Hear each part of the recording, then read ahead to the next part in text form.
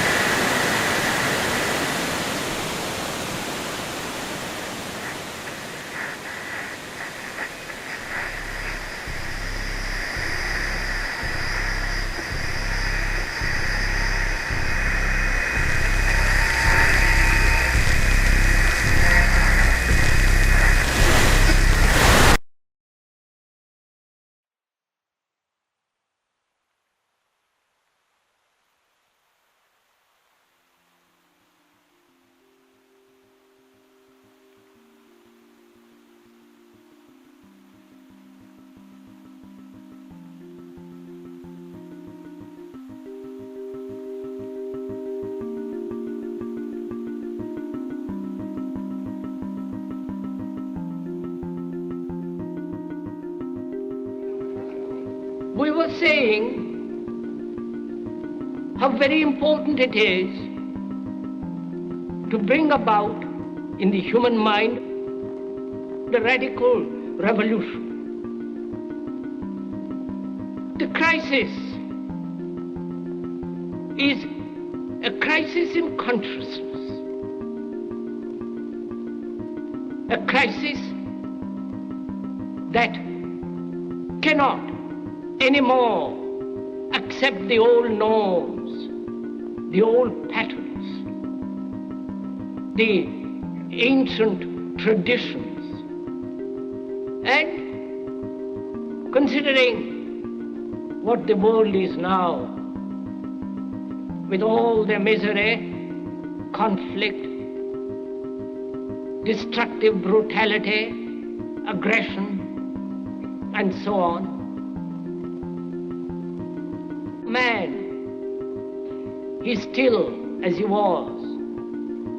He's still brutal, violent, aggressive, acquisitive, competitive, and he has built a society along these lines.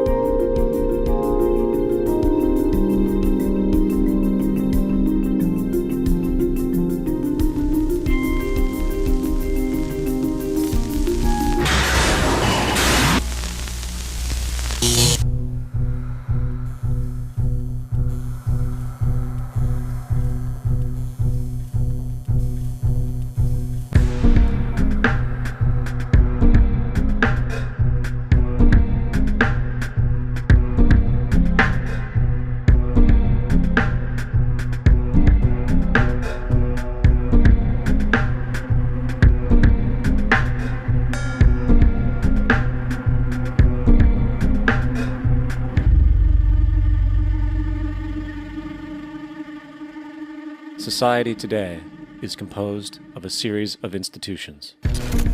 From political institutions, legal institutions, religious institutions, to institutions of social class, familial values, and occupational specialization. It is obvious the profound influence these traditionalized structures have in shaping our understandings and perspectives.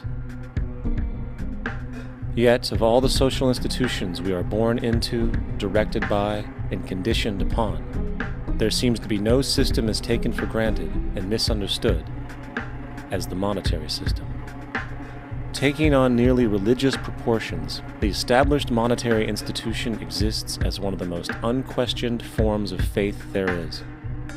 How money is created, the policies by which it is governed, and how it truly affects society are unregistered interests of the great majority of the population.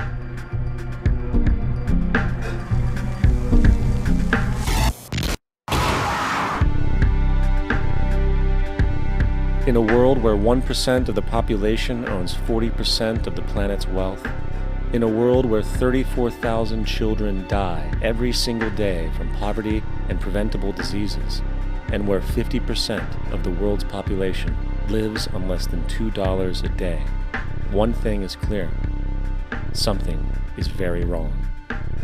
And whether we are aware of it or not, the lifeblood of all of our established institutions, and thus society itself, is money.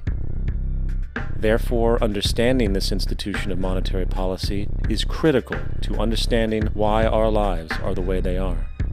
Unfortunately, economics is often viewed with confusion and boredom.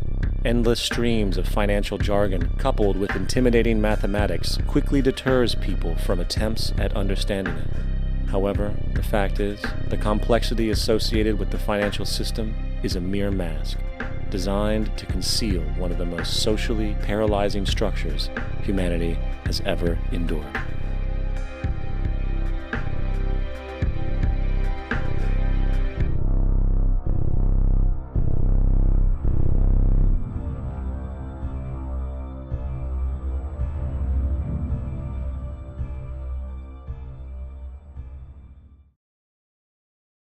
A number of years ago, the Central Bank of the United States, the Federal Reserve, produced a document entitled Modern Money Mechanics. This publication detailed the institutionalized practice of money creation as utilized by the Federal Reserve and the web of global commercial banks it supports. On the opening page, the document states its objective. The purpose of this booklet is to describe the basic process of money creation in a fractional reserve banking system. It then proceeds to describe this fractional reserve process through various banking terminology, a translation of which goes something like this. The United States government decides it needs some money, so it calls up the Federal Reserve and requests, say, $10 billion. The Fed replies, saying, sure, we'll buy $10 billion in government bonds from you. So the government takes some pieces of paper, paints some official-looking designs on them, and calls them treasury bonds. Then it puts a value on these bonds to the sum of $10 billion and sends them over to the Fed. In turn, the people at the Fed draw up a bunch of impressive pieces of paper themselves, only this time calling them Federal Reserve notes, also designating a value of $10 billion to the set. The Fed then takes these notes and trades them for the bonds. Once this exchange is complete, the government then takes the $10 billion in Federal Reserve notes and deposits it into a bank account. And upon this deposit, the paper notes officially become legal tender money, adding $10 billion to the U.S. money supply. And there it is. $10 billion in new money has been created. Of course, this example is a generalization, for, in reality, this transaction would occur electronically, with no paper used at all. In fact, only 3% of the U.S. money supply exists in physical currency. The other 97% essentially exists in computers alone. Now, government bonds are, by design, instruments of debt, and when the Fed purchases these bonds, with money it essentially created out of thin air, the government is actually promising to pay back that money to the Fed. In other words, the money was created out of debt. This mind-numbing paradox of how money or value can be created out of debt or a liability will become more clear as we further this exercise. So, the exchange has been made and now $10 billion sits in a commercial bank account. Here's where it gets really interesting. For as based on the fractional reserve practice, that $10 billion deposit instantly becomes part of the bank's reserves, just as all deposits do. And regarding reserve requirements, as stated in Modern Money Mechanics, a bank must maintain legally required reserves equal to a prescribed percentage of its deposits. It then quantifies this by stating, under current regulations, the reserve requirement against most transaction accounts is 10%. This means that with a $10 billion deposit, 10%, or $1 billion, is held as the required reserve, while the other $9 billion is considered an excessive reserve and can be used as the basis for new loans. Now, it is logical to assume that this $9 billion is literally coming out of the existing $10 billion deposit. However, this is actually not the case. What really happens is that the $9 billion is simply created out of thin air on top of the existing $10 billion deposit.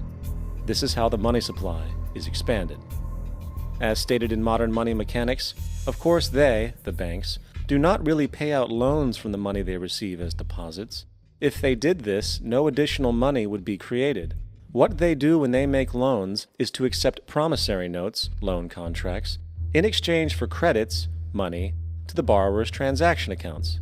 In other words, the $9 billion can be created out of nothing simply because there is a demand for such a loan and that there is a $10 billion deposit to satisfy the reserve requirements. Now, let's assume that somebody walks into this bank and borrows the newly available $9 billion. They will then most likely take that money and deposit it into their own bank account.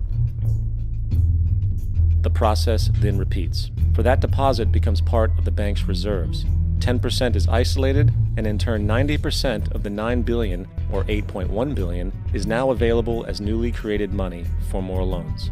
And of course, that 8.1 can be loaned out and redeposited, creating an additional 7.2 billion, to 6.5 billion, to 5.9 billion, etc. This deposit money creation loan cycle can technically go on to infinity. The average mathematical result is that about $90 billion can be created on top of the original $10 billion.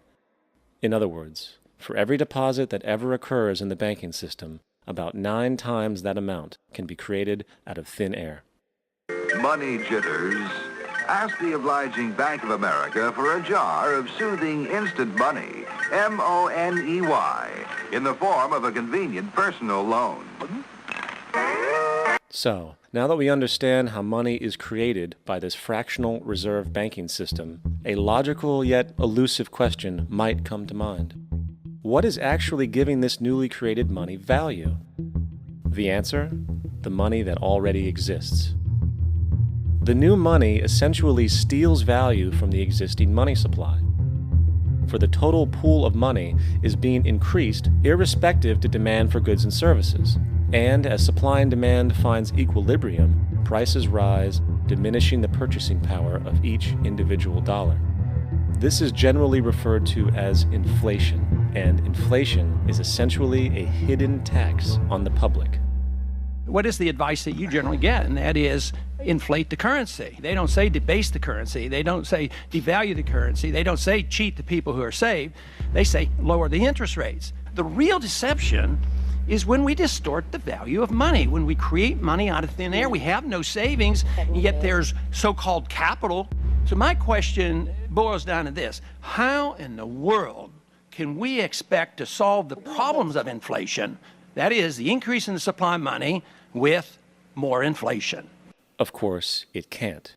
The fractional reserve system of monetary expansion is inherently inflationary. For the act of expanding the money supply without there being a proportional expansion of goods and services in the economy will always debase a currency.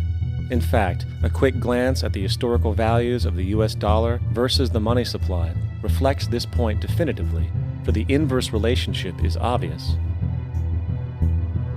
$1 in 1913 required $21.60 in 2007 to match value. That is a 96% devaluation since the Federal Reserve came into existence. Now, if this reality of inherent and perpetual inflation seems absurd and economically self-defeating, hold that thought, for absurdity is an understatement in regard to how our financial system really operates. For in our financial system, money is debt. And debt is money. Here is a chart of the U.S. money supply from 1950 to 2006. Here is a chart of the U.S. national debt for the same period. How interesting it is that the trends are virtually the same. For the more money there is, the more debt there is. The more debt there is, the more money there is. To put it a different way, every single dollar in your wallet is owed to somebody by somebody. For remember, the only way the money can come into existence is from loans. Therefore, if everyone in the country were able to pay off all debts, including the government, there would not be $1 in circulation.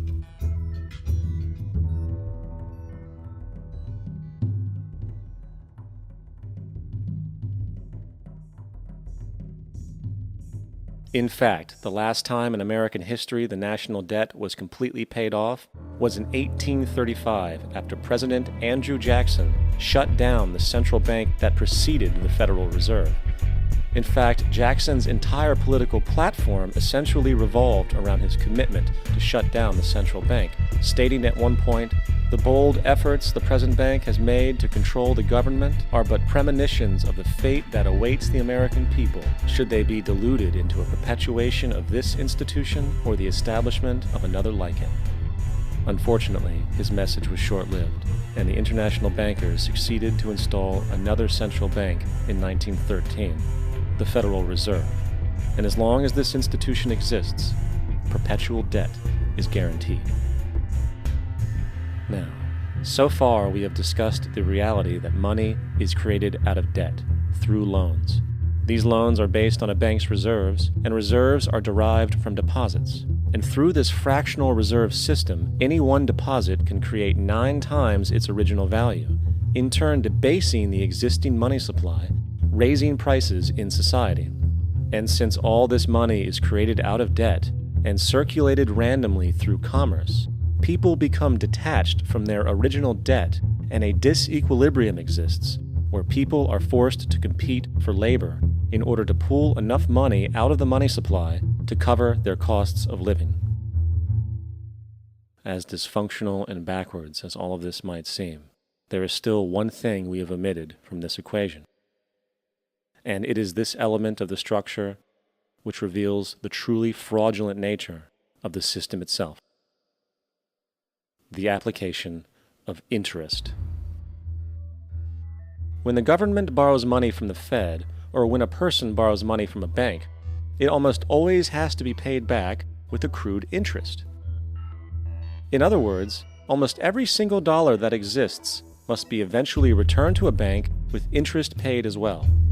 But if all money is borrowed from the central bank and is expanded by commercial banks through loans, only what would be referred to as the principal is being created in the money supply.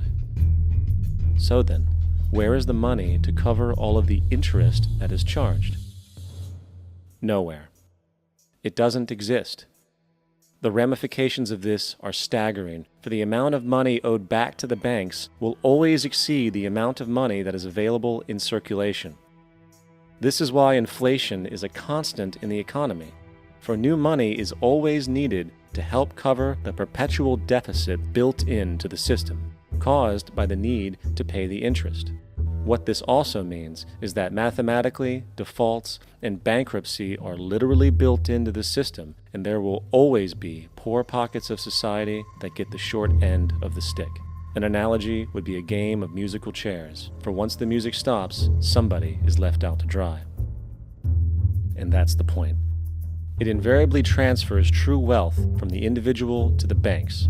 For if you are unable to pay for your mortgage, they will take your property. This is particularly enraging when you realize that not only is such a default inevitable due to the fractional reserve practice, but also because of the fact that the money that the bank loaned to you didn't even legally exist in the first place.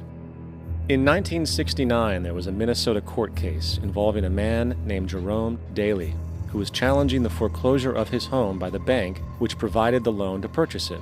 His argument was that the mortgage contract required both parties, being he and the bank, each put up a legitimate form of property for the exchange. In legal language, this is called consideration. Mr. Daly explained that the money was, in fact, not the property of the bank, for it was created out of nothing as soon as the loan agreement was signed. Remember what modern money mechanics stated about loans? What they do when they make loans is to accept promissory notes in exchange for credits. Reserves are unchanged by the loan transactions, but deposit credits constitute new additions to the total deposits of the banking system. In other words, the money doesn't come out of their existing assets. the bank is simply inventing it, putting up nothing of its own except for a theoretical liability on paper. As the court case progressed, the bank's president, Mr. Morgan, took the stand, and in the judge's personal memorandum, he recalled that the plaintiff, bank's president, admitted that, in combination with the Federal Reserve Bank, did create the money and credit upon its books by bookkeeping entry. The money and credit first came into existence when they created it. Mr. Morgan admitted that no United States law or statute existed which gave him the right to do this. A lawful consideration must exist and be tendered to support the note. The jury found that there was no lawful consideration, and I agree. He also poetically added, "Only God can create something of value out of nothing." And upon this revelation, the court rejected the bank's claim for foreclosure, and Daly kept his home. The implications of this court decision are immense. For every time you borrow money from a bank, whether it is a mortgage loan or a credit card charge, the money given to you is not only counterfeit, it is an illegitimate form of consideration, and hence voids the contract to repay, for the bank never had the money as property to begin with. Unfortunately, such legal realizations are suppressed and ignored, and the game of perpetual wealth transfer and perpetual debt continues. And this brings us to the ultimate question: why? During the American Civil War, President Lincoln bypassed the high-interest loans offered by the European banks and decided to do what the Founding Fathers advocated, which was to create an independent and inherently debt-free currency. It was called the greenback. Shortly after this measure was taken, an internal document circulated between private British and American banking interests stated, "Slavery is but the owning of labor and carries with it the care of laborers, while the European plan is that capital shall control labor by controlling wages. This can be done by controlling the money. It will not do to allow the greenback, as we cannot control that." The fractional reserve policy perpetrated by the Federal Reserve, which has spread in practice to the great majority of banks in the world, is, in fact, a system of modern slavery. Think about it. Money is created out of debt. And what do people do when they are in debt? They submit to employment to pay it off. But if money can only be created out of loans, how can society ever be debt-free? It can't. And that's the point. And it is the fear of losing assets coupled with the struggle to keep up with the perpetual debt and inflation inherent in the system, compounded by the inescapable scarcity within the money supply itself, created by the interest that can never be repaid, that keeps the wage slave in line, running on the hamster wheel with millions of others, in effect powering an empire that truly benefits only the elite at the top of the pyramid. For, at the end of the day, who are you really working for? The banks. Money is created in a bank and invariably ends up in a bank. They are the true masters, along with the corporations and governments they support. Physical slavery requires people to be housed and fed. Economic slavery requires people to feed and house themselves. It is one of the most ingenious scams for social manipulation ever created, and at its core, it is an invisible war against the population. Debt is the weapon used to conquer and enslave societies, and interest is its prime ammunition.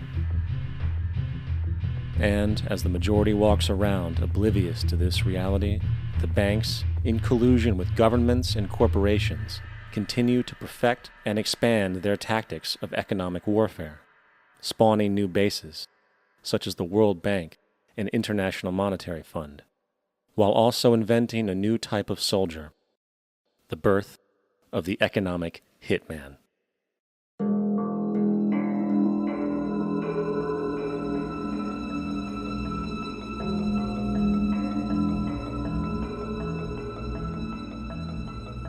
We economic hitmen really have been the ones responsible for creating this first truly global empire. And we work many different ways.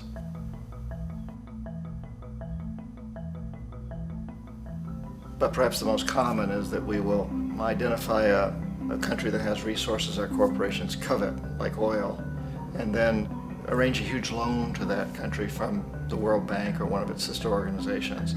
But the money never actually goes to the country. Instead, it goes to our big corporations to build infrastructure projects in that country, power plants, industrial parks, ports, things that benefit a few rich people in that country, in addition to our corporations, but really don't help the majority of the people at all. However, those people, the whole country is left holding a huge debt.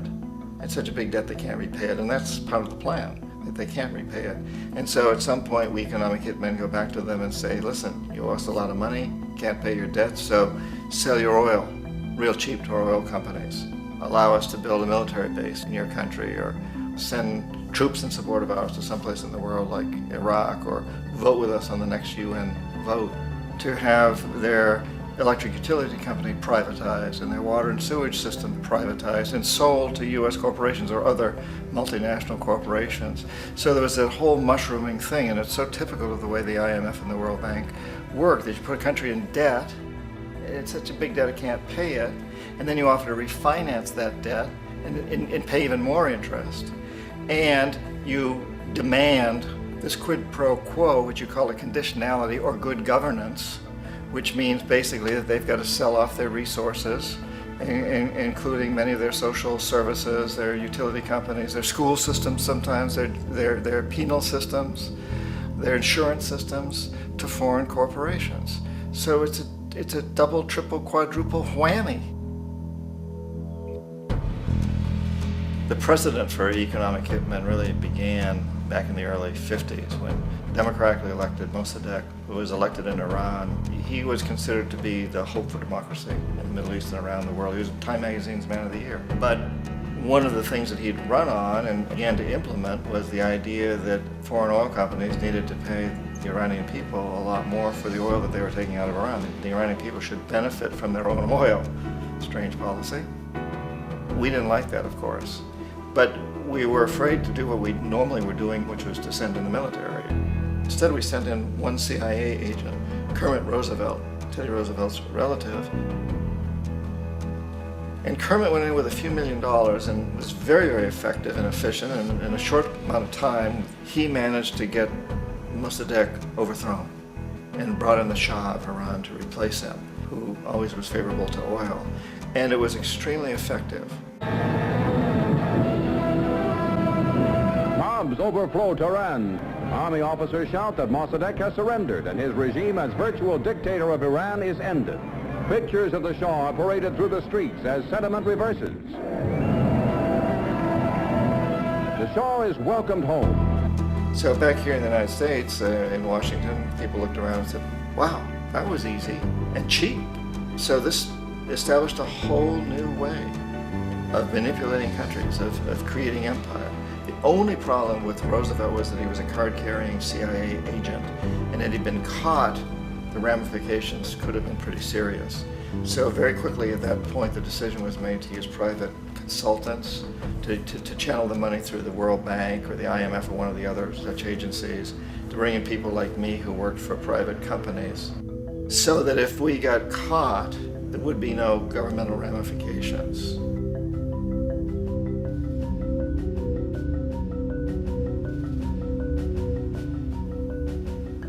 When Arbenz became president of Guatemala, the country was very much under the thumbs of United Fruit Company, the big international corporations. And Arbenz ran on this ticket that says, you know, we want to get the land back to the people. And once he took power, he was implementing policies that would do exactly that, give the land rights back to the people. United Fruit didn't like that very much. And so they hired a public relations firm, launched a huge campaign in the United States to convince the United States people, the citizens of the United States, and the press of the United States, and the Congress of the United States, that Arbenz was a Soviet puppet, and that if we allowed him to stay in power, the Soviets would have a foothold in this hemisphere. And that at that point in time was a huge fear on everybody's mind, the Red Terror, the Communist terror. And so, to make a long story short, out of this public relations campaign came a commitment on the part of the CIA and the military to take this man out. And in fact, we did. We sent in planes, we sent in soldiers, we sent in jackals, we sent everything in to take him out, and did take him out. And as soon as he was removed from office, the new guy that took over after him basically reinstated everything to the big international corporations, including United Fruit.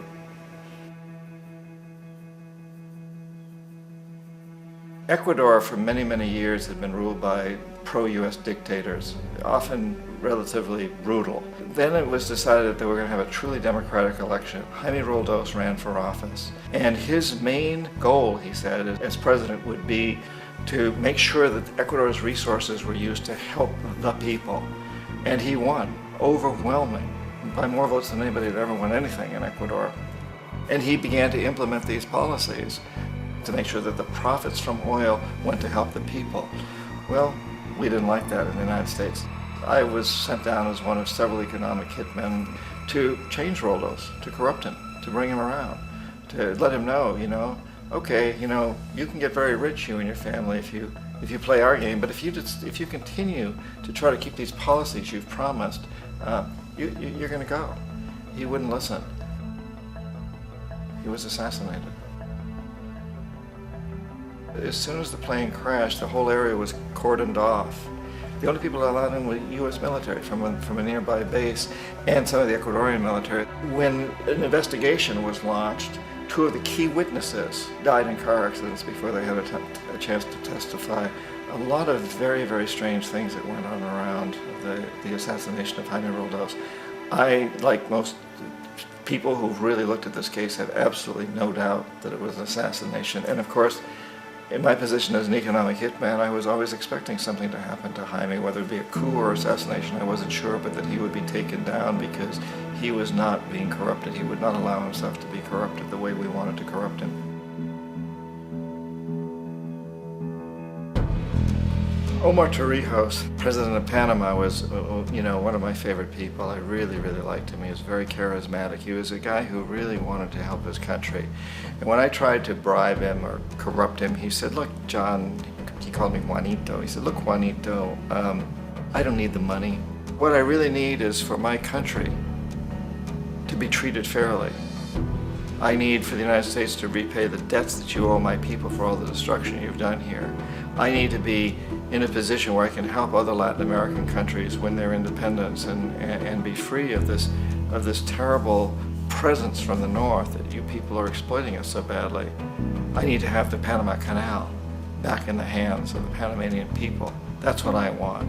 And so, leave me alone. Don't try to bribe me. It was 1981, and in May, Jaime Roldos was assassinated.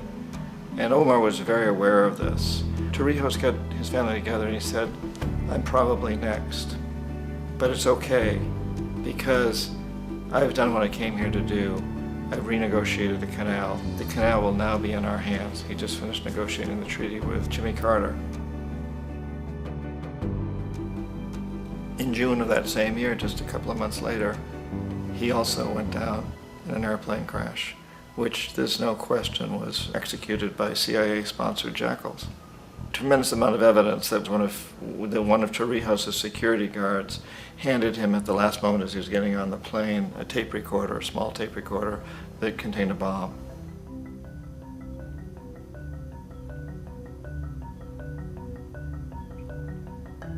It is interesting to me how this system has continued pretty much the same way for years and years and years, except the economic hitmen have got better and better and better.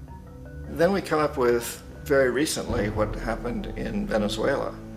In 1998, Hugo Chavez gets elected president, following a long line of presidents who had been very corrupt and basically destroyed the economy of the country. And Chavez was elected amidst all that. Chavez stood up to the United States, and he's done it primarily demanding that Venezuelan oil be used to help the Venezuelan people. Well, we didn't like that in the United States. So in 2002, a coup was staged, which there's no question in my mind, and most other people's minds, that the CIA was behind that coup.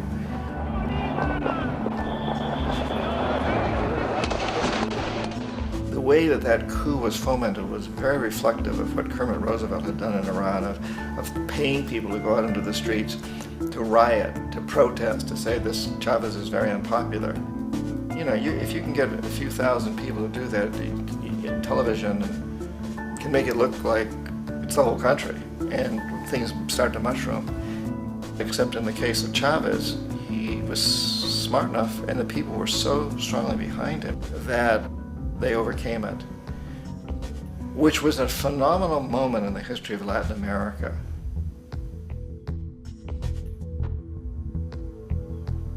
Iraq actually is a perfect example of the way the whole system works. So we economic hitmen are the first line of defense. We go in and we try to corrupt governments and get them to accept these huge loans, which we then use as leverage to basically own them. If we fail, as I failed in Panama with Omar Torrijos and in Ecuador with Jaime Roldos, men who refused to be corrupted, then the second line of defense is we send in the jackals. And the jackals either overthrow governments or they assassinate. And once that happens and a new government comes in, and boy, it's going to toe the line because the new president knows what will happen if he doesn't.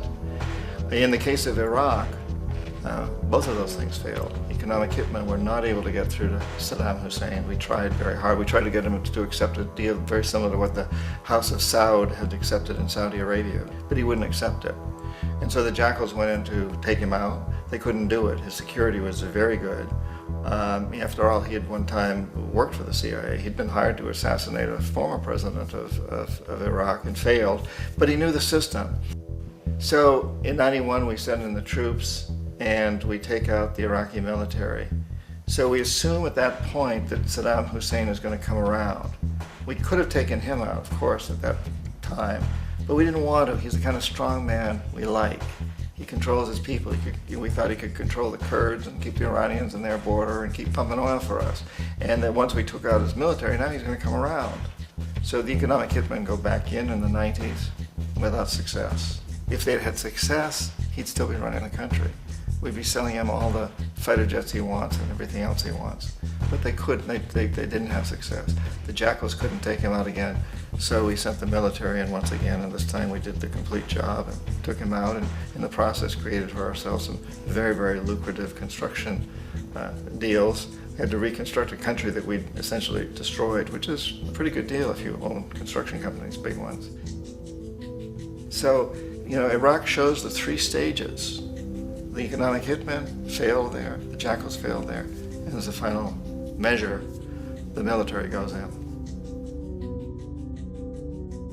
And in that way, we've really created an empire, but we've done it very, very subtly.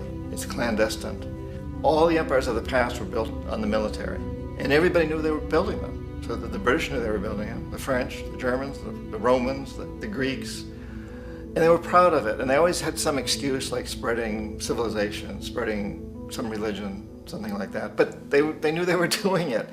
We don't.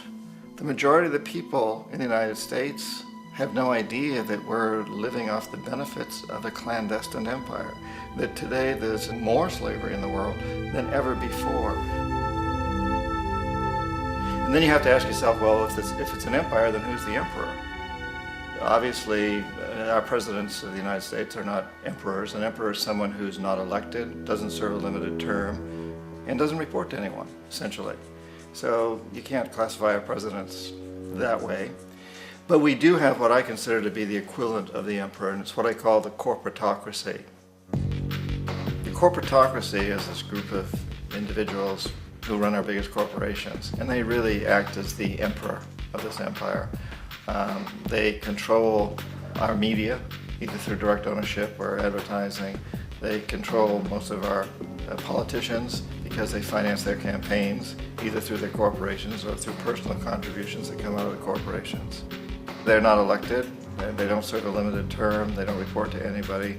And at the very top of the corporatocracy, you really can't tell whether a person's working for a private corporation or the government because they're always moving back and forth. So, you know, you've got a guy who one moment is the president of a big construction company like Halliburton, and the next moment he's vice president of the United States, or the president who was in the oil business. And this is true whether you've got Democrats or Republicans in the office. You have the moving back and forth through the revolving door. And in a way, our government is invisible a lot of the time, and its policies are carried out by our corporations on one level or another. And then again, the policies of the government are basically forged by the corporatocracy and then presented to the government. They become government policy. So it's an incredibly cozy relationship. This isn't a conspiracy theory type of thing. These people don't have to get together and plot to do things. They all basically work under one primary assumption, and that is that they must maximize profits regardless of the social and environmental costs.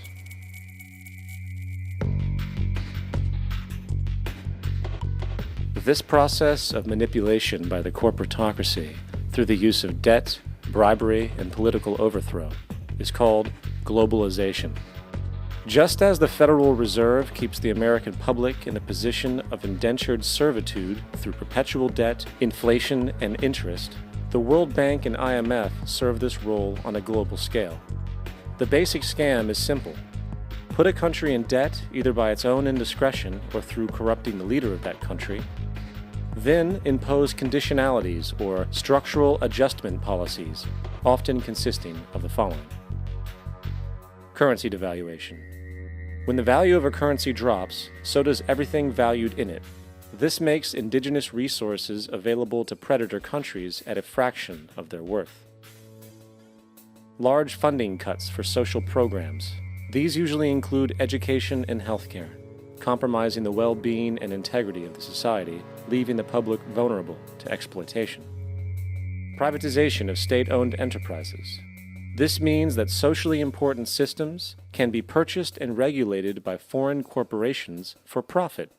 For example, in 1999, the World Bank insisted that the Bolivian government sell the public water system of its third largest city to a subsidy of the U.S. corporation Bechtel. As soon as this occurred, water bills for the already impoverished local residents skyrocketed. It wasn't until after a full-blown revolt by the people that the Bechtel contract was nullified. Then there is trade liberalization, or the opening up of the economy through removing any restrictions on foreign trade.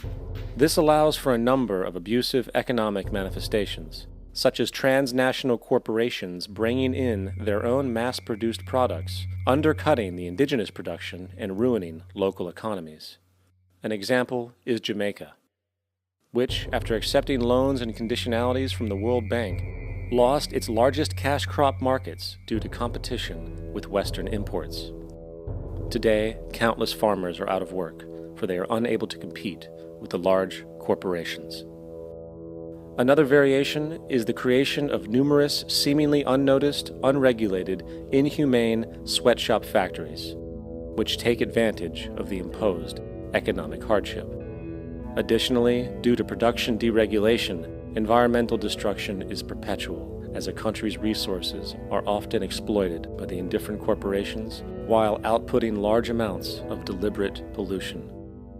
The largest environmental lawsuit in the history of the world today is being brought on behalf of 30,000 Ecuadorian Amazonian people against Texaco, which is now owned by Chevron. So today it's against Chevron, but for activities conducted by Texaco.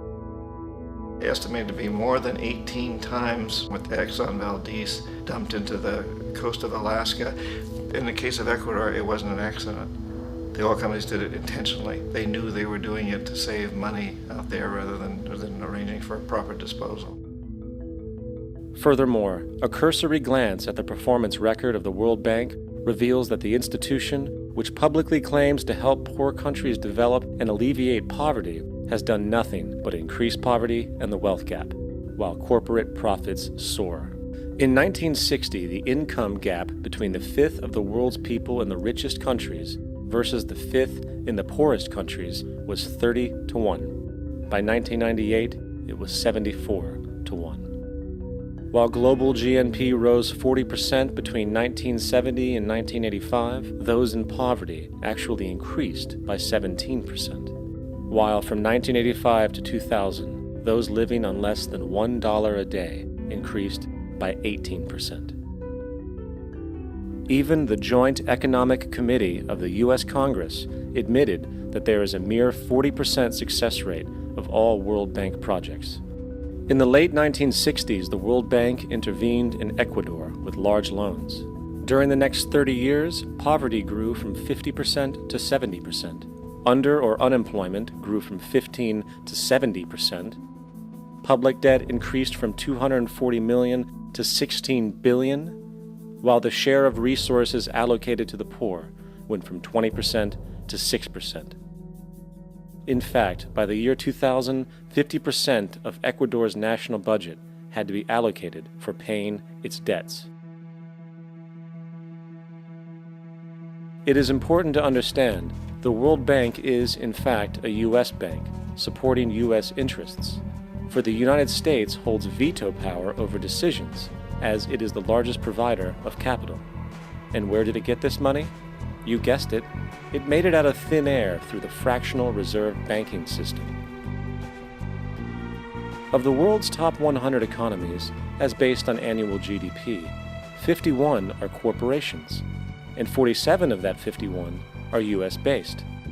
Walmart, General Motors, and Exxon are more economically powerful than Saudi Arabia, Poland, Norway, South Africa, Finland, Indonesia, and many others. And, as protective trade barriers are broken down, currencies tossed together and manipulated in floating markets, and state economies overturned in favor of open competition and global capitalism, the empire expands.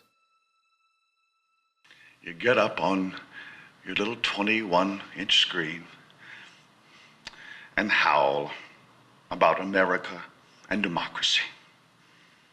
There is no America. There is no democracy.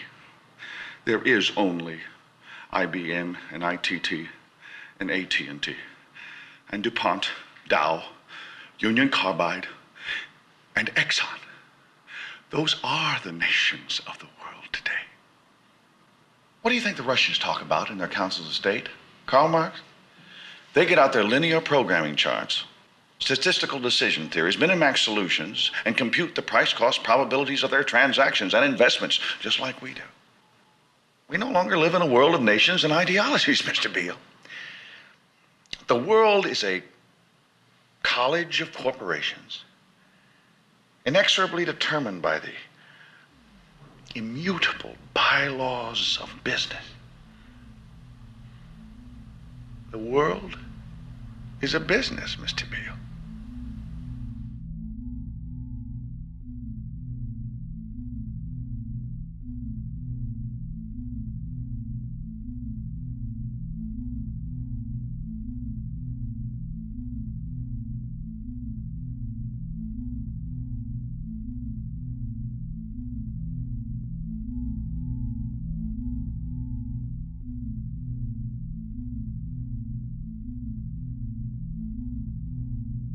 The world is being taken over by a handful of business powers who dominate the natural resources we need to live while controlling the money we need to obtain these resources.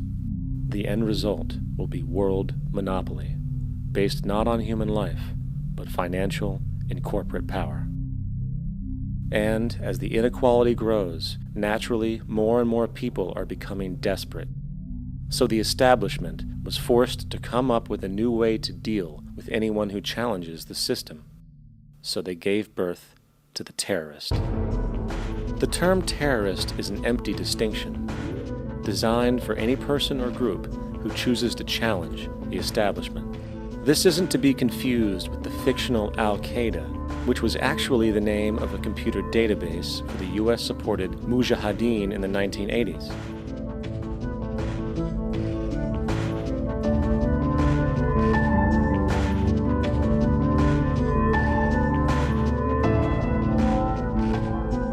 In 2007, the Department of Defense received $161.8 billion for the so-called global war on terrorism. According to the National Counterterrorism Center, in 2004, roughly 2,000 people were killed internationally due to supposed terrorist acts.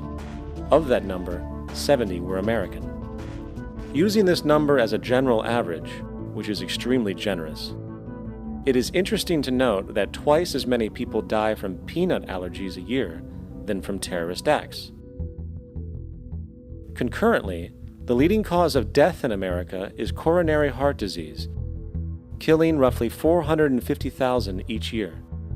And in 2007, the government's allocation of funds for research on this issue was about $3 billion.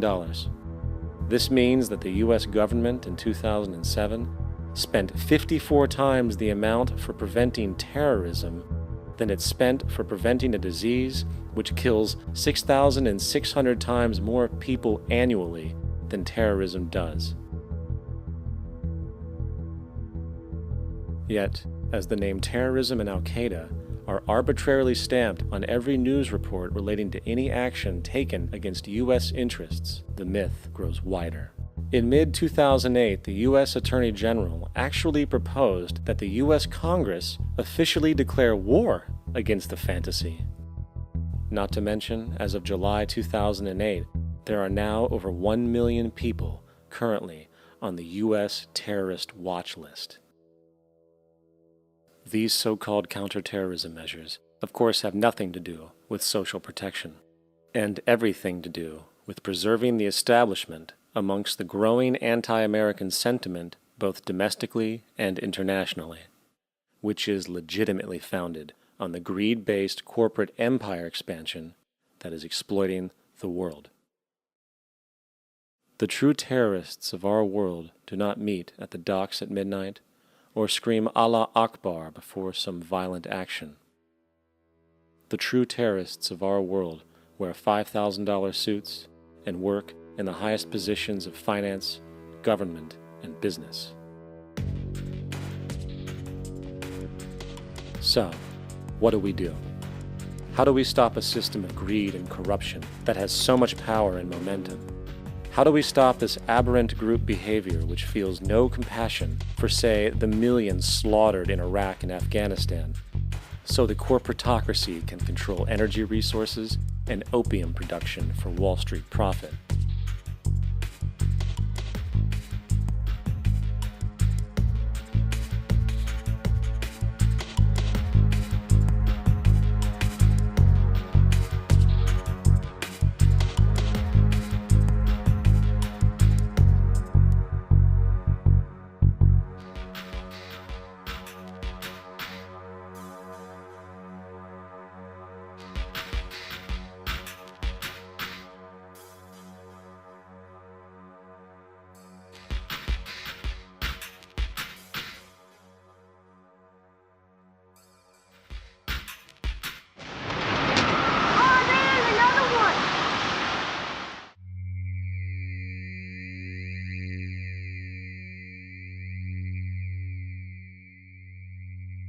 How do we stop a system of greed and corruption that condemns poor populations to sweatshop slavery for the benefit of Madison Avenue?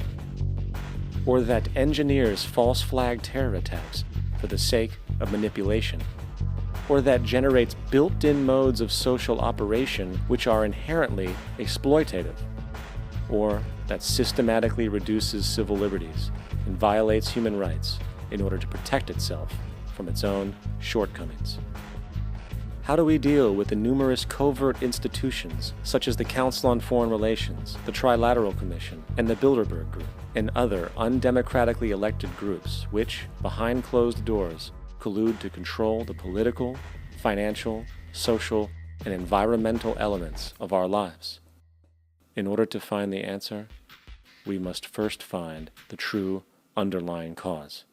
For the fact is, the selfish, corrupt, power, and profit-based groups are not the true source of the problem. They are symptoms.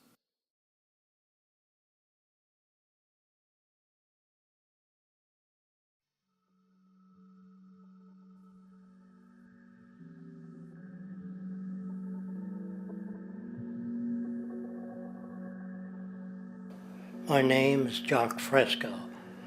I'm an industrial designer and a social engineer. I'm very much interested in society and developing a system that might be sustainable for all people. First of all, the word corruption is a monetary invention.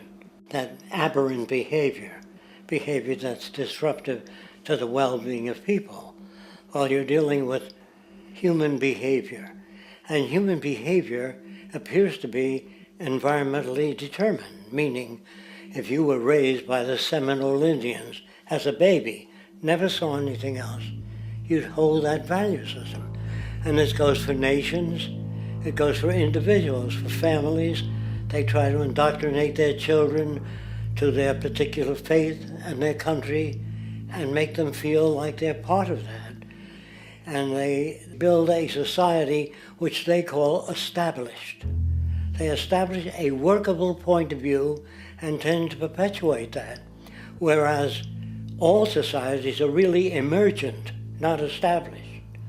And so they fight new ideas that would interfere with the establishment. Governments try to perpetuate that which keeps them in power. People are not elected to political office to change things. They're put there to keep things the way they are. So you see, the basis of corruption is in our society. Let me make it clear. All nations, then, are basically corrupt because they tend to uphold existing institutions. I don't mean to uphold or downgrade all nations, but communism, socialism, fascism, the free enterprise system, and all other subcultures are the same. They are all basically corrupt. The most fundamental characteristic of our social institutions is the necessity for self-preservation. Whether dealing with a corporation, a religion, or a government, the foremost interest is to preserve the institution itself. For instance, the last thing an oil company would ever want is the utilization of energy that was outside of its control, for it makes that company less relevant to society. Likewise, the Cold War and the collapse of the Soviet Union was, in reality, a way to preserve and perpetuate the established economic and global hegemony of the United States. Similarly, religions condition people to feel guilty for natural inclinations, each claiming to offer the only path to forgiveness and salvation. At the heart of this institutional self-preservation lies the monetary system, for it is money that provides the means for power and survival. Therefore, just as a poor person might be forced to steal in order to survive, it is a natural inclination to do whatever is needed to continue an institution's profitability. This makes it inherently difficult for profit-based institutions to change, for it puts in jeopardy not only the survival of large groups of people, but also the coveted materialistic lifestyles associated with affluence and power. Therefore, the paralyzing necessity to preserve an institution, regardless of its social relevance, is largely rooted in the need for money or profit.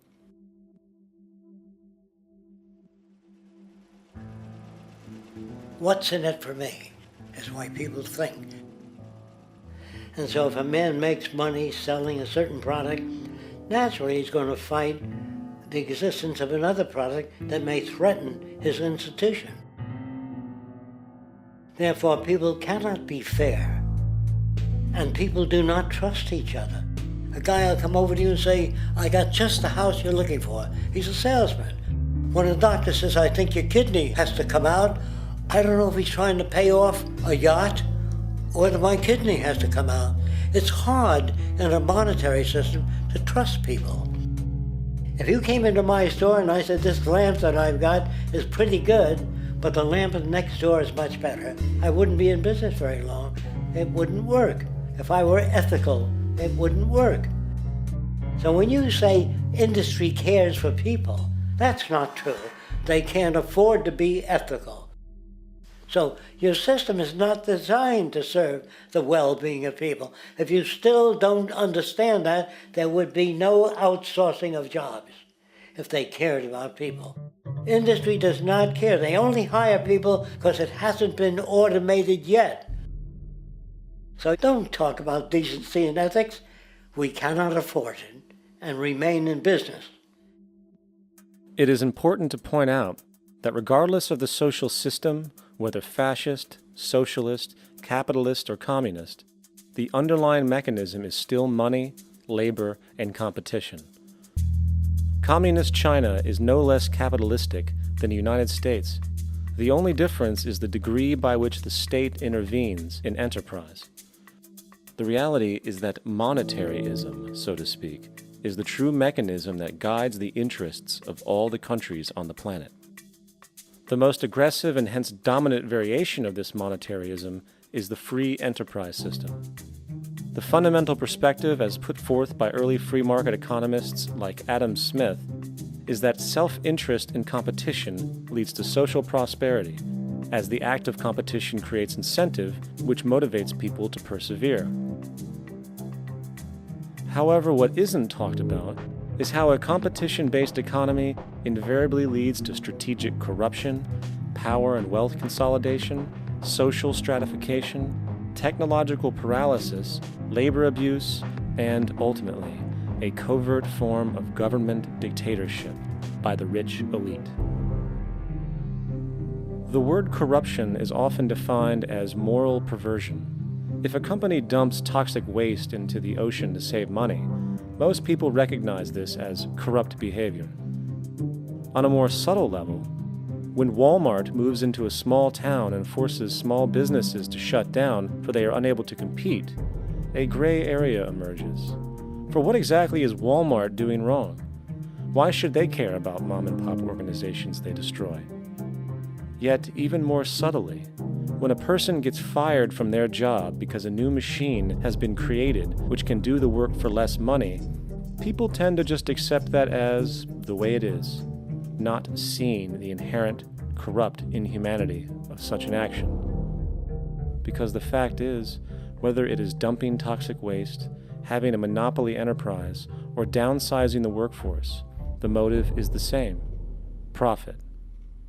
They are all different degrees of the same self-preserving mechanism, which always puts the well-being of people second to monetary gain. Therefore, corruption is not some byproduct of monetaryism. It is the very foundation. And while most people acknowledge this tendency on one level or another, the majority remains naive as to the broad ramifications of having such a selfish mechanism as the guiding mentality in society. Internal documents show that after this company positively, absolutely knew that they had a medication that was infected with the AIDS virus, they took the product off the market in the U.S. and then they dumped it in France, Europe, Asia, and Latin America. The U.S. government allowed it to happen. The FDA allowed this to happen. And now the government is completely looking the other way. Thousands of innocent hemophiliacs have died from the AIDS virus. This company knew absolutely that it was infected with AIDS. They dumped it because they wanted to turn this disaster into a profit. So you see, you have built-in corruption. We're all chiseling off each other, and you can't expect decency and that sort of thing. And feeling that, they don't know who to elect. They think in terms of a democracy, which is not possible in a monetary-based economy. If you have more money to advertise your position, the position you desire in government, that isn't a democracy. It serves those in positions of differential advantage. So it's always a dictatorship of the elitists, the financially wealthy.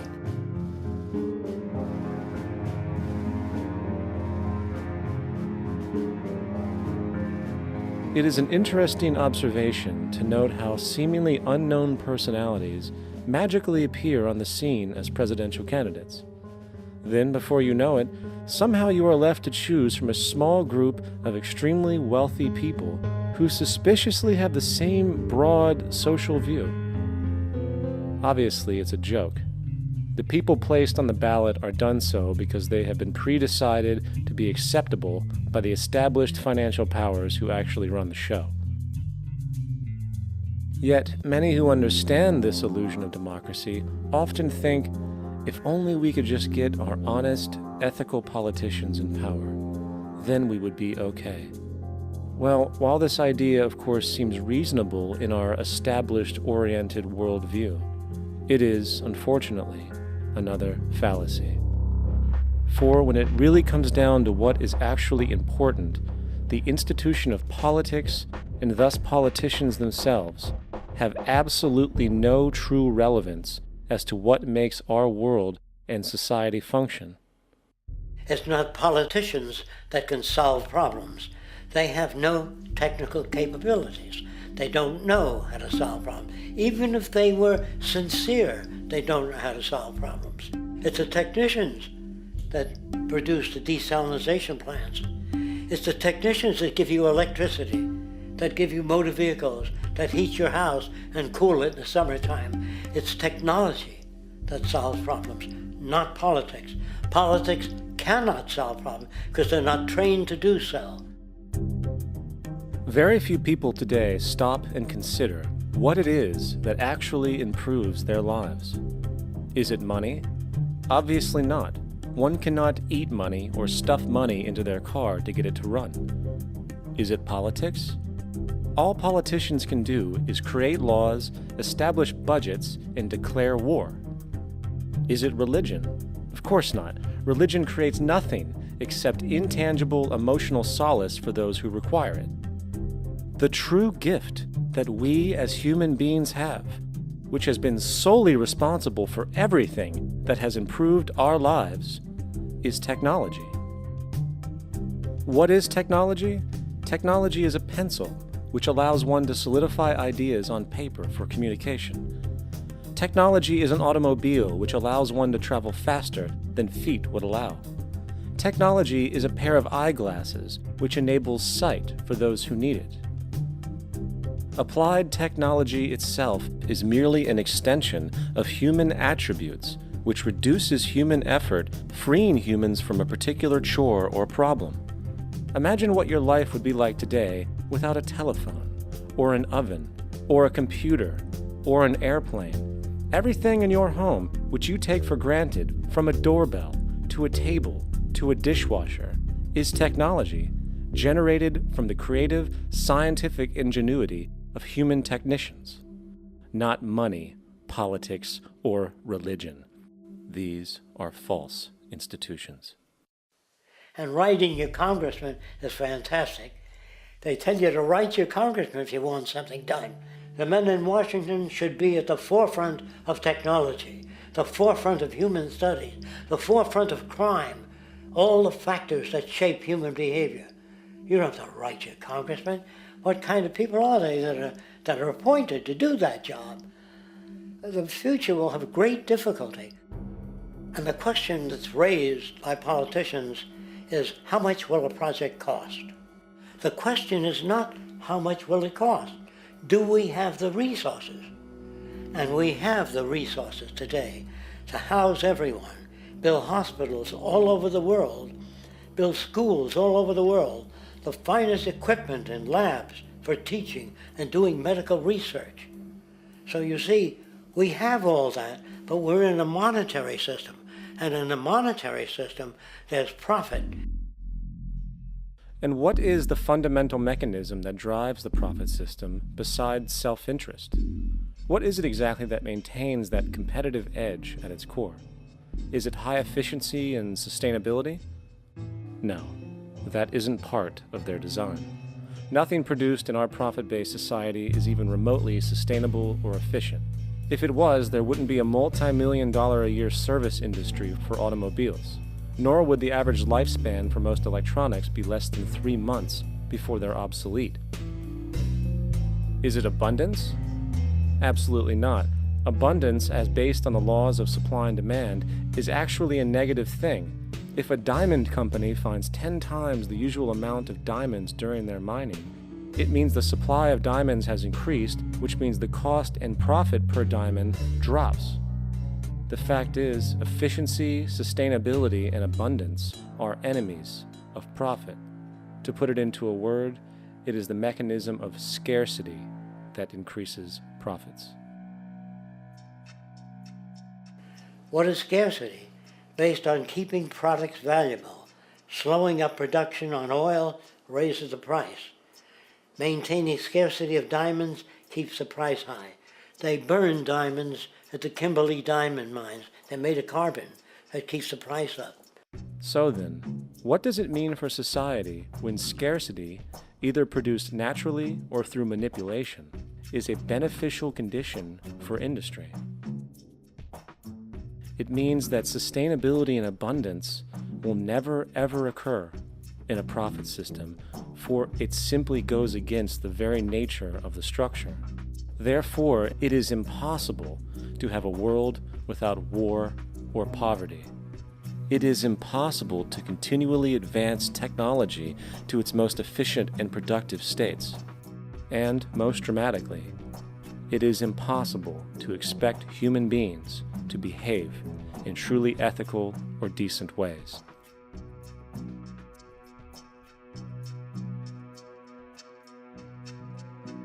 People use the word instinct because they can't account for the behavior. They sit back and they evaluate with their lack of knowledge, and they say things like, humans are built a certain way, greed is a natural thing, as though they've worked for years on it, and it's no more natural than wearing clothing. What we want to do is to eliminate the causes of the problems, eliminate the processes that produce greed and bigotry and prejudice and people taking advantage of one another and elitism, eliminating the need for prisons and welfare. We have always had these problems because we have always lived within scarcity and barter and monetary systems that produce scarcity. If you eradicate the conditions that generate what you call socially offensive behavior, it does not exist. The guy said, well, isn't that inborn? No, it's not. There is no human nature. There's human behavior, and that's always been changed throughout history. You're not born with bigotry and greed and corruption and hatred. You pick that up within the society. War, poverty, corruption, hunger, misery, human suffering will not change in a monetary system. That is, there'll be very little significant change. It's going to take the redesign of our culture, our values, and it has to be related to the carrying capacity of the earth, not some human opinion or some politician's notions of the way the world ought to be, or some religious notions of the conduct of human affairs. And that's what the Venus Project is about. The society that we're about to talk about is a society that is free of all the old superstitions, incarceration, prisons, police, cruelty, and law. All laws will disappear, and the professions will disappear that are no longer valid, such as stockbrokers, bankers, advertising, gone forever, because it's no longer relevant. When we understand that it is technology devised by human ingenuity which frees humanity and increases our quality of life, we then realize that the most important focus we can have is on the intelligent management of the Earth's resources. For it is from these natural resources we gain the materials to continue our path of prosperity. Understanding this, we then see that money fundamentally exists as a barrier to these resources, for virtually everything has a financial cost. And why do we need money to obtain these resources? Because of real or assumed scarcity. We don't usually pay for air and tap water because it is in such high abundance, selling it would be pointless. So then, logically speaking, if resources and technologies applicable to creating everything in our societies, such as houses, cities, and transportation, were in high enough abundance, there would be no reason to sell anything. Likewise, if automation and machinery was so technologically advanced as to relieve human beings of labor, there would be no reason to have a job.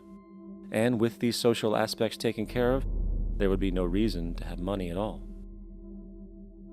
So the ultimate question remains: do we on Earth have enough resources and technological understanding to create a society of such abundance that everything we have now could be available without a price tag and without the need for submission through employment? Yes, we do. We have the resources and technology to enable this at a minimum, along with the ability to raise the standard of living so high that people in the future will look back at our civilization now and gawk at how primitive and immature our society was. What the Venus Project proposes is an entirely different system that's updated to present-day knowledge. We've never given scientists the problem of how do you design a society which would eliminate boring and monotonous jobs, that would eliminate accidents in transportation, that would enable people to have a high standard of living, that would eliminate poisons in our food, that would give us other sources of energy that are clean and efficient. We can do that out there.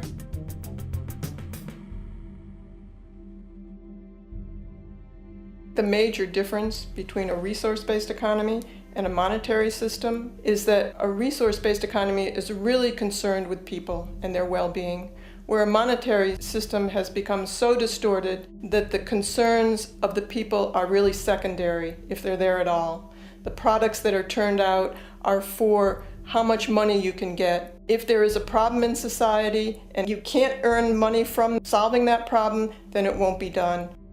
The resource-based economy is really not close to anything that's been tried.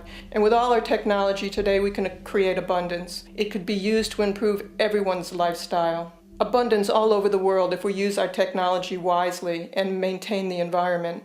It's a very different system, and it's very hard to talk about because the public is not that well enough informed as to the state of technology.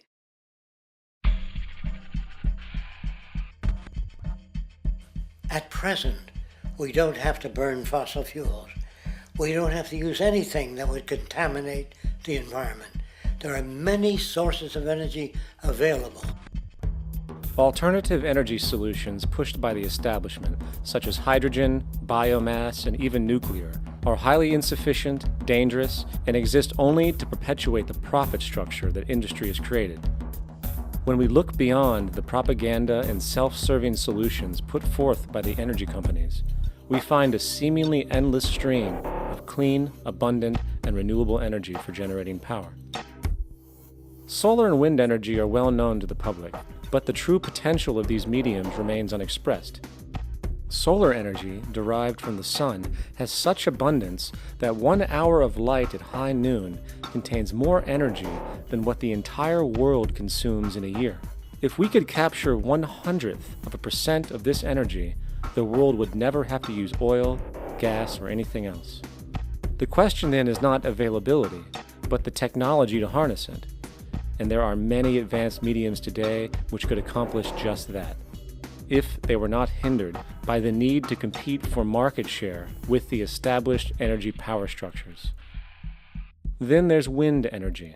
Wind energy has long been denounced as weak, and due to being location-driven, impractical. This is simply not true. The U.S. Department of Energy admitted in 2007 that if wind was fully harvested in just 3 of America's 50 states, it could power the entire nation. And then there are the rather unknown mediums of tidal and wave power. Tidal power is derived from tidal shifts in the ocean. Installing turbines which capture this movement generates energy. In the United Kingdom, 42 sites are currently noted as available, forecasting that 34% of all the UK's energy could come from tidal power alone. Wave power, which extracts energy from the surface motions of the ocean, is estimated to have a global potential of up to 80,000 terawatt-hours a year. This means 50% of the entire planet's energy usage could be produced from this medium alone. Now, it is important to point out that tidal, wave, solar, and wind power requires virtually no preliminary energy to harness, unlike coal, oil, gas, biomass, hydrogen, and all the others. In combination, these 4 mediums alone, if efficiently harnessed through technology, could power the world forever. That being said, there happens to be another form of clean, renewable energy which trumps them all: geothermal power. Geothermal energy utilizes what is called heat mining, which, through a simple process using water, is able to generate massive amounts of clean energy. In 2006, an MIT report on geothermal energy found that 13,000 zettajoules of power are currently available in the Earth, with the possibility of 2,000 zettajoules being easily tappable with improved technology. The total energy consumption of all the countries on the planet is about half of a zettajoule a year. This means about 4,000 years of planetary power could be harnessed in this medium alone. And when we understand that the Earth's heat generation is constantly renewed, this energy is really limitless and could be used forever. These energy sources are only a few of the clean, renewable mediums available, and as time goes on, we will find more. The grand realization is that we have total energy abundance without the need for pollution, traditional conservation, or in fact, a price tag. And what about transportation? The prevailing means of transportation in our societies is by automobile and aircraft, both of which predominantly need fossil fuels to run. In the case of the automobile, the battery technology needed to power an electric car that can go over 100 miles an hour for over 200 miles on one charge exists, and has existed for many years. However, due to battery patents controlled by the oil industry, which limits their availability to maintain market share, coupled with political pressure from the energy industry, the accessibility and affordability of this technology is limited. There is absolutely no reason other than pure, corrupt profit interest that every single vehicle in the world cannot be electric and utterly clean, with zero need for gasoline. As far as airplanes, it is time we realize that this means of travel is inefficient, cumbersome, slow, and causes far too much pollution.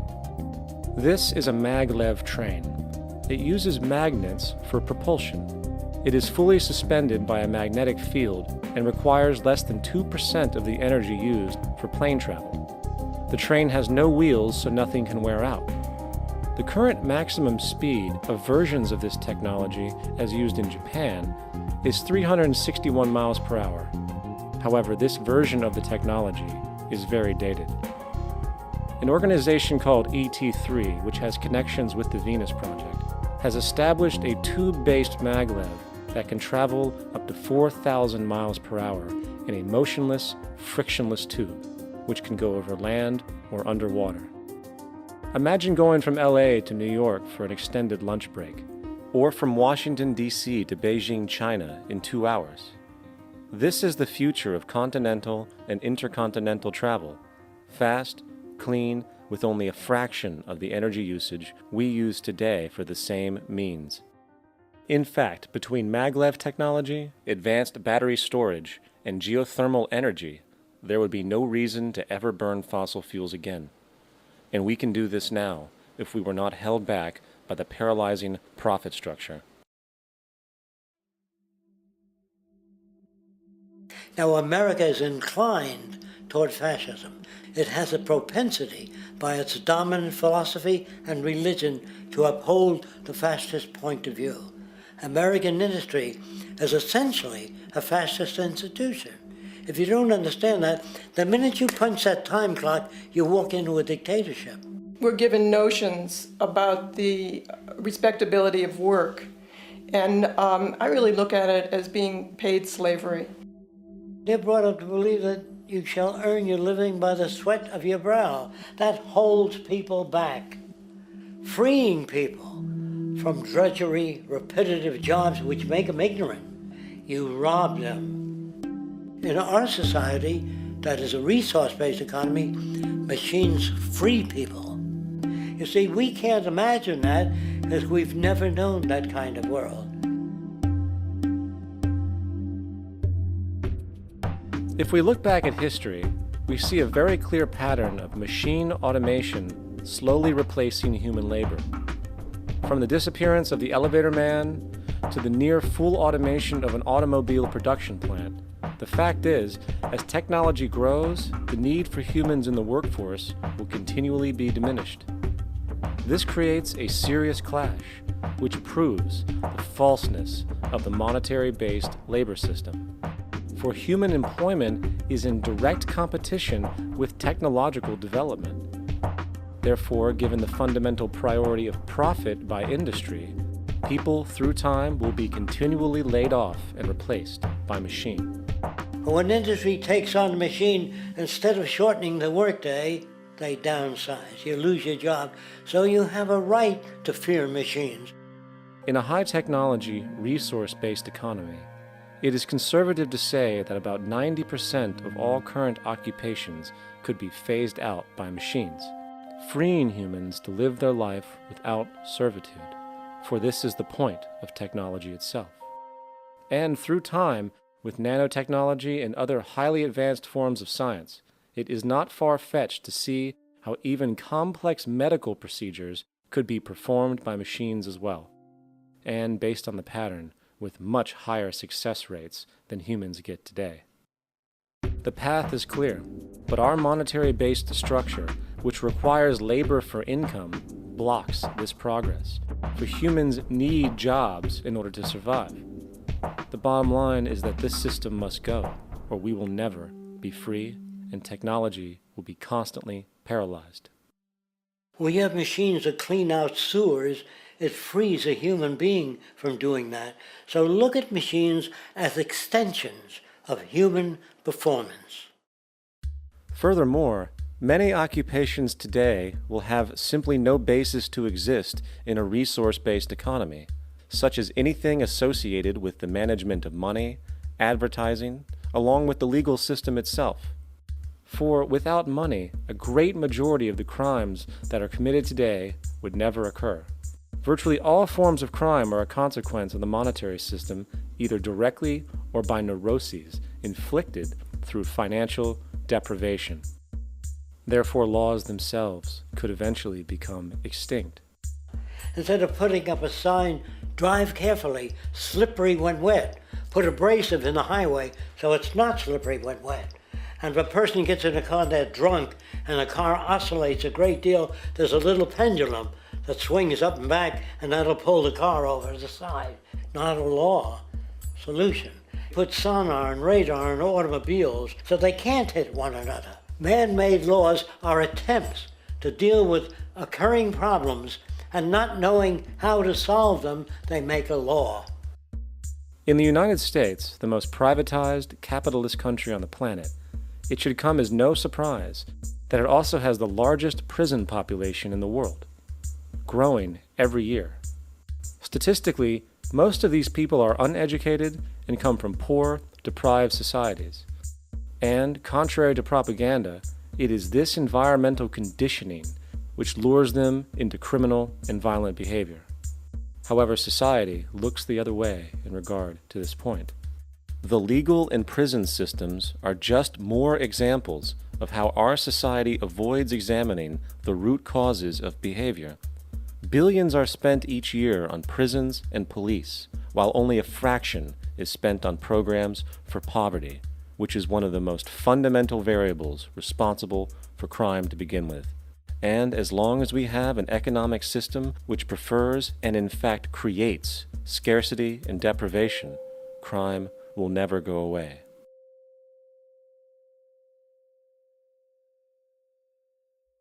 If people have access to the necessities of life without servitude, debt, barter, trade, they behave very differently. You want all these things available without a price tag. Now then, you gotta have a price tag. Well, what'll motivate people? Man gets everything he wants, he just lay around in the sun. This is the myth they perpetuate. People in our culture are trained to believe that the monetary system produces incentive. If they have access to things, why should they want to do anything? They will lose their incentive. That's what you're taught to support the monetary system. When you take money out of the scenario, there would be different incentives, very different incentives. When people have access to the necessities of life, their incentives change. What about the moon and the stars? New incentives arise. If you make a painting that you enjoy, you will enjoy giving it to other people, not selling it.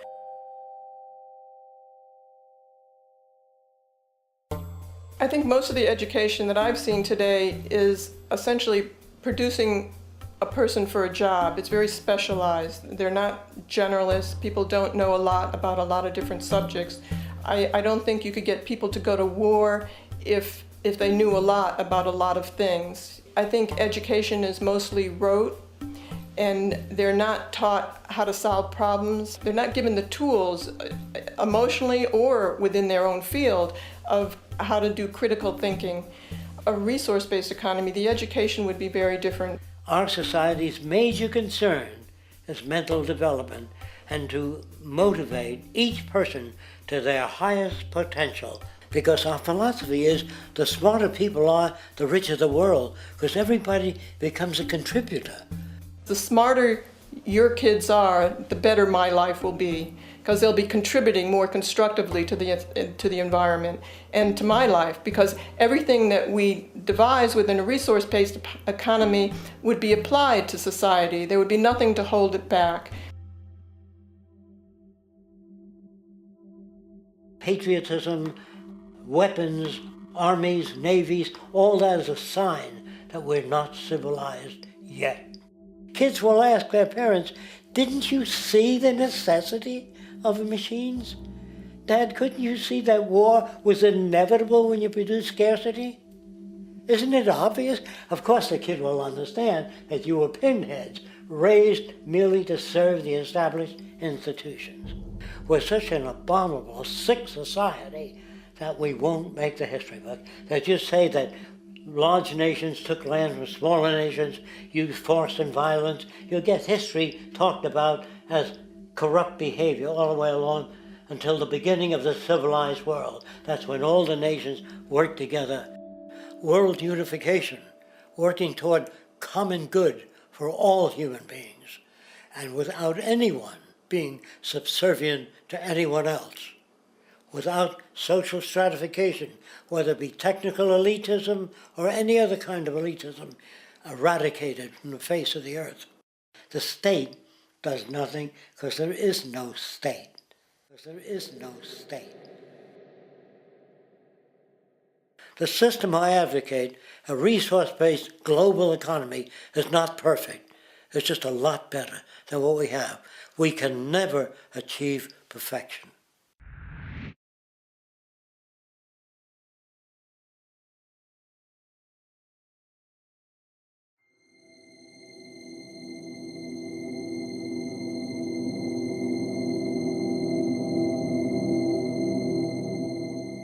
The social values of our society, which has manifested in perpetual warfare, corruption, oppressive laws, social stratification, irrelevant superstitions, environmental destruction, and a despotic, socially indifferent, profit-oriented ruling class, is fundamentally the result of a collective ignorance of two of the most basic insights humans can have about reality: the emergent and symbiotic aspects of natural law.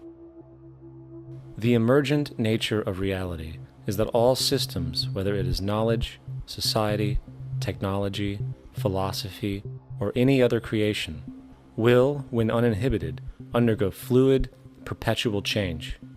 What we consider commonplace today, such as modern communication and transportation, would have been unimaginable in ancient times.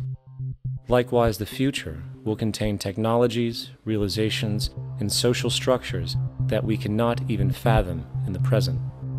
We have gone from alchemy to chemistry, from a geocentric universe to a heliocentric, from believing that demons were the cause of illness to modern medicine. This development shows no sign of ending, and it is this awareness that aligns us and leads us on a continuous path to growth and progress. Static, empirical knowledge does not exist. Rather, it is the insight of the emergence of all systems we must recognize. This means we must be open to new information at all times, even if it threatens our current belief system and hence identities. Sadly, society today has failed to recognize this, and the established institutions continue to paralyze growth by preserving outdated social structures. Simultaneously, the population suffers from a fear of change, from for their conditioning assumes a static identity, and challenging one's belief system usually results in insult and apprehension, for being wrong is erroneously associated with failure, when, in fact, to be proven wrong should be celebrated, for it is elevating someone to a new level of understanding, furthering awareness. The fact is, there is no such thing as a smart human being, for it is merely a matter of time before their ideas are updated, changed, or eradicated. And this tendency to blindly hold on to a belief system, sheltering it from new, possibly transforming information, is nothing less than a form of intellectual materialism. The monetary system perpetuates this materialism not only by its self-preserving structures, but also through the countless number of people who have been conditioned into blindly and thoughtlessly upholding these structures, therefore becoming self-appointed guardians of the status quo. Sheep, which no longer need a sheepdog to control them, for they control each other by ostracizing those who step out of the norm. This tendency to resist change and uphold existing institutions for the sake of identity, comfort, power, and profit is completely unsustainable and will only produce further imbalance, fragmentation, distortion, and invariably, destruction. It's time to change. From hunters and gatherers to the agricultural revolution to the industrial revolution, the pattern is clear. It is time for a new social system which reflects the understandings we have today. The monetary system is a product of a period of time where scarcity was a reality. Now, with the age of technology, it is no longer relevant to society. Gone with the aberrant behavior it manifests. Likewise, dominant worldviews, such as theistic religion, operate with the same social irrelevancy. Islam, Christianity, Judaism, Hinduism, and all of the others exist as barriers to personal and social growth, for each group perpetuates a closed worldview, and this finite understanding that they acknowledge is simply not possible in an emergent universe. Yet, religion has succeeded in shutting down the awareness of this emergence by instilling the psychological distortion of faith upon its followers, where logic and new information is rejected in favor of traditionalized, outdated beliefs. The concept of God is really a method of accounting for the nature of things. In the early days, people didn't know enough about how things formed, how nature worked, so they invented their own little stories. And they made God in their own image. A guy that gets angry. When people don't behave right, he creates floods and earthquakes. And they say it's an act of God. A cursory glance at the suppressed history of religion reveals that even the foundational myths themselves are emergent culminations, developed through influence over time. For example, a cardinal doctrine of the Christian faith is the death and resurrection of Christ. This notion is so important that the Bible itself states, "And if Christ be not risen, then is our preaching vain, and your faith is also vain." Yet it is very difficult to take this account literally, for not only is there no primary source denoting this supernatural event in secular history, awareness of the enormous number of pre-Christian saviors who also died and were resurrected immediately puts the story in mythological territory by association. Early church figures such as Tertullian went to great lengths to break these associations, even claiming that the devil caused the similarities to occur, stating in the 2nd century, "The devil, whose business is to pervert the truth, mimics the exact circumstance of the divine sacraments. He baptizes his believers and promises forgiveness of sins. He celebrates the oblation of bread and brings in the symbol of the resurrection.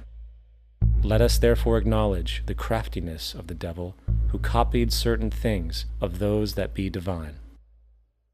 What is truly sad, however, is that when we cease the idea that the stories from Christianity, Judaism, Islam, and all the others are literal history, and accept them for what they really are, which are purely allegorical expressions derived from many faiths, we see that all religions share a common thread, and it is this unifying imperative that needs to be recognized and appreciated. Religious belief has caused more fragmentation and conflict than any other ideology. Christianity alone has 34,000 different subgroups. The Bible is subject to interpretation. When you read it, you say, I think Jesus meant this. I think Job meant that. Oh no, he meant this. So you have the Lutheran, the Seventh-day Adventist, the Catholic, and a church divided is no church at all. And a church divided is no church at all. And this point on division, which is a trademark of all theistic religions, brings us to our second failure of awareness, the false assumption of separation through the rejection of the symbiotic relationship of life. Apart from the understanding that all natural systems are emergent, where all notions of reality will be constantly developed, altered, and even eradicated, we must also understand that all systems are, in fact, invented fragments, merely for the sake of conversation. For there is no such thing as independence in nature. The whole of nature is a unified system of interdependent variables, each a cause and a reaction, existing only as a concentrated whole. You don't see the plug connected to the environment, so it looks like we're free, wandering around. Take the oxygen away, we all die immediately. Take plant life away, we die. And without the sun, all the plants die. So we are connected. We really must take into account the totality. This isn't just a human experience on this planet. This is a total experience. And we know we can't survive without plants and animals. We know we can't survive without the four elements, And so when are we going to really start taking that into account? That's what it is to be successful. Success depends on how well we relate to everything around us. I'm very aware of the fact that my grandson cannot possibly hope to inherit a sustainable, peaceful, stable, socially just world unless every child today growing up in Ethiopia, in Indonesia, in Bolivia, in Palestine, in Israel also has that same expectation. You got to take care of the whole community or you're going to have serious problems. And now we have to see that the whole world is the community and we must all take care of each other that way. And it's not just a community of human beings. It's a community of plants and animals and elements. And we really need to understand that. That's what's going to bring us joy, too, and pleasure. That's what's missing in our lives right now. We can call it spirituality, but the fact of the matter is joy comes from that bliss of connectedness. That's our God spirit. That's that side of ourselves that really feels it. And you can feel it deep inside you. It's this amazing, wonderful feeling. And you know it when you get it. You don't get it from money. You get it from connection. Now, if that isn't a hazard to this country, how are we going to keep building nuclear weapons? You know what I mean? What's going to happen to the arms industry when we realize we're all one? It's going to fuck up the economy. The economy that's fake anyway. The economy that's fake anyway. The economy that's fake anyway. The economy that's fake anyway. The economy that's fake anyway. Which would be a real bummer.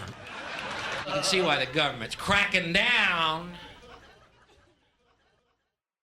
on the idea of experiencing unconditional love.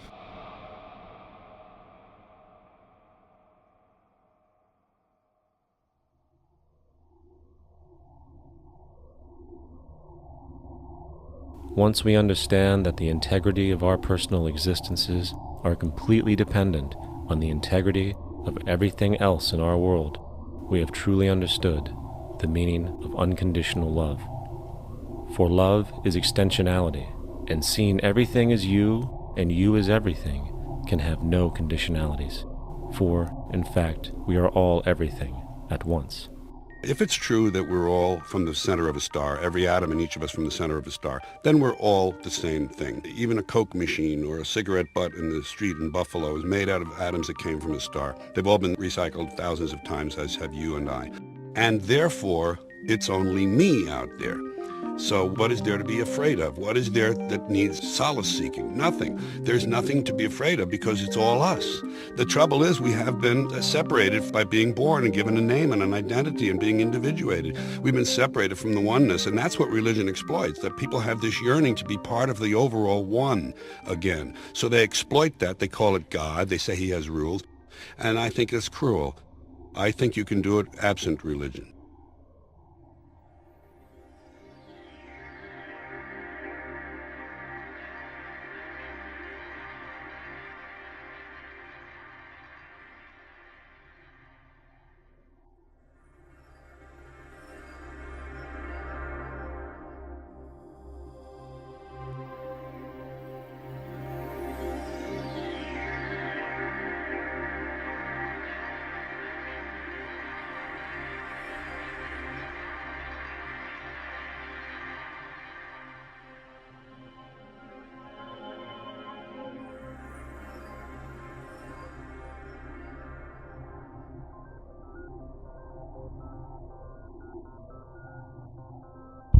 It's time to claim the unity our outmoded social systems have broken apart, and work together to create a sustainable global society where everyone is taken care of and everyone is truly free.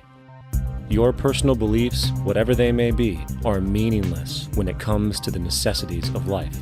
Every human being is born naked, needing warmth, food, water, shelter. Everything else is auxiliary. Therefore, the most important issue at hand is the intelligent management of the Earth's resources.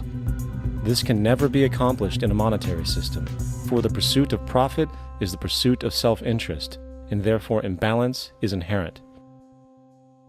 Simultaneously, politicians are useless, for our true problems in life are technical, not political. Furthermore, ideologies that separate humanity, such as religion, need strong reflection in the community in regard to its value, purpose, and social relevancy. Hopefully, through time, religion will lose its materialism and basis in superstition and move into the useful field of philosophy. The fact is, society today is backwards, with politicians constantly talking about protection and security rather than creation, unity, and progress. The U.S. alone now spends about $500 billion annually on defense. That is enough to send every high school senior in America to a 4-year college. In the 1940s, the Manhattan Project produced the first true weapon of mass destruction. This program employed 130,000 people at an extreme financial cost. Imagine what our life would be like today if that group of scientists, instead of working on a way of killing people, worked on a way to create a self-sustaining, abundant world. Life today would be very, very different if that was their goal. Instead of weapons of mass destruction, it is time to unleash something much more powerful. Weapons of mass creation. Our true divinity is in our ability to create, and armed with the understanding of the symbiotic connections of life, while being guided by the emergent nature of reality, there is nothing we cannot do or accomplish. Of course, we face strong barriers in the form of established power structures that refuse to change. At the heart of these structures is the monetary system. As explained earlier, the fractional reserve policy is a form of slavery through debt, where it is literally impossible for society to be free. In turn, free market capitalism in the form of free trade uses debt to imprison the world and manipulate countries into subservience to a handful of large business and political powers. Apart from these obvious amoralities, the system itself is based on competition, which immediately destroys the possibility of large-scale collaborations for the common good, hence paralyzing any attempt at true global sustainability. These financial and corporate structures are now obsolete, and they must be outgrown. Of course, we cannot be naive enough to think that the business and financial elite are going to subscribe to this idea, for they will lose power and control. Therefore, peaceful yet highly strategic action must be taken. The most powerful course of action is simple. We have to alter our behavior to force the power structure to the will of the people. We must stop supporting the system. The only way the establishment will change is by our refusal to participate, while continuously acknowledging its endless flaws and corruptions. They're not going to give up the monetary system because of our designs or what we recommend. The system has to fail, and people have to lose confidence in their elected leaders. That will be a major turning point if the Venus Project is offered as a possible alternative. If not, I fear the consequences. The trends now indicate that our country is going bankrupt. The probability is our country will move toward a military dictatorship to prevent riots and complete social breakdown. Once the U.S. breaks down, all the other cultures will undergo similar things. As of now, the world financial system is on the brink of collapse due to its own shortcomings. The Comptroller of Currency stated in 2003 that the interest on the U.S. national debt will not be affordable in less than 10 years. This theoretically means total bankruptcy for the U.S. economy, and its implications for the world are immense. In turn, the fractional reserve-based monetary system is reaching its theoretical limits of expansion, and the banking failures you are seeing are just the beginning. This is why inflation is skyrocketing, all debt is at record levels, and the government and Fed are hemorrhaging new money to bail out the corrupt system. For the only way to keep the banks going is by making more money. The only way to make more money is to create more debt and inflation. It is simply a matter of time before the tables turn, and there is no one willing to take new loans, while defaults grow, as people are unable to afford their current loans. Then the expansion of money will stop, and contraction will begin on a scale never before seen, ending a century-long pyramid scheme. This has already begun. Therefore, we need to expose this financial failure for what it is, using this weakness to our advantage. Here are some suggestions. Expose the banking fraud. Citibank, JP Morgan Chase, and Bank of America are the most powerful controllers within the corrupt Federal Reserve System. It's time to boycott these institutions. If you have a bank account or a credit card with any of them, move your money to another bank. If you have a mortgage, refinance with another bank. If you own their stock, sell it. If you work for them, quit. This gesture will express contempt for the true powers behind the private banking cartel known as the Federal Reserve, and create awareness about the fraud of the banking system itself. 2. Turn off the TV news. Visit the emerging independent news agencies on the internet for your information. CNN, NBC, ABC, Fox, and all the others present all news pre-filtered to maintain the status quo. With 4 corporations owning all major media outlets, objective information is impossible. This is the true beauty of the internet, and the establishment has been losing control because of this free flow of information. We must protect the internet at all times, as it is truly our savior right now. 3. Don't ever allow yourself, your family, or anyone you know to ever join the military. This is an obsolete institution now used exclusively for maintaining an establishment that is no longer relevant. U.S. soldiers in Iraq work for U.S. corporations, not the people. Propaganda forces us to believe that war is natural and the military is an honorable institution. Well, if war is natural, why are there 18 suicides every single day by American veterans who have post-traumatic stress disorder? If our military men and women are so honored, why is it that 25% of the American homeless population are veterans? 4. Stop supporting the energy companies. If you live in a detached house, get off the grid. Investigate every means of making your home self-sustainable with clean energy.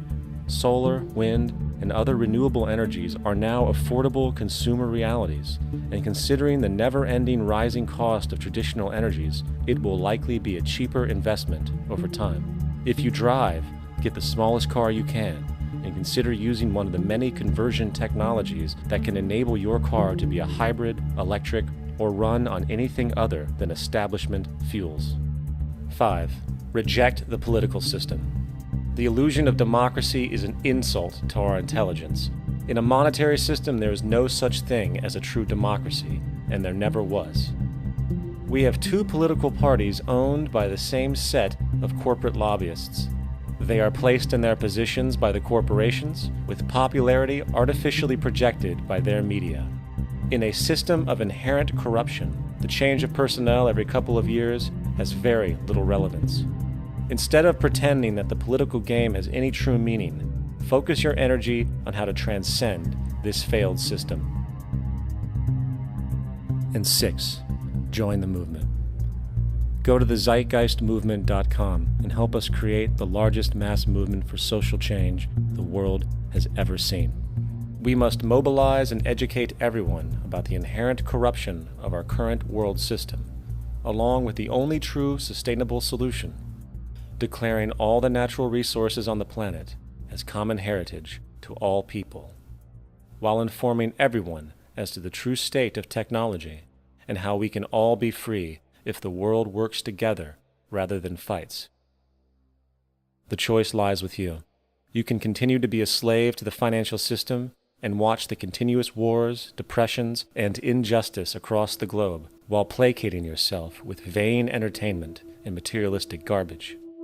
Or you can focus your energy on true, meaningful, lasting, holistic change, which actually has the realistic ability to support and free all humans with no one left behind. But, in the end, the most relevant change must occur first inside of you. The real revolution is the revolution of consciousness, and each one of us first needs to eliminate the divisionary, materialistic noise we have been conditioned to think is true, while discovering, amplifying, and aligning with the signal coming from our true empirical oneness. It is up to you.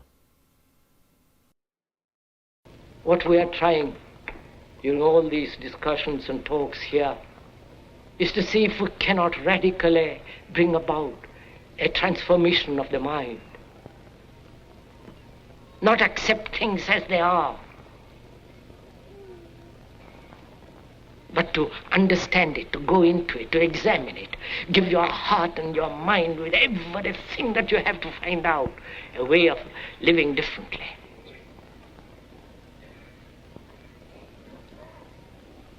But that depends on you and not somebody else. Because in this there is no teacher, no pupil, there is no leader, there is no guru, there is no master, no savior. You yourself are the teacher and the pupil, you are the master, you are the guru, you are the leader. You are everything. And to understand is to transform what is.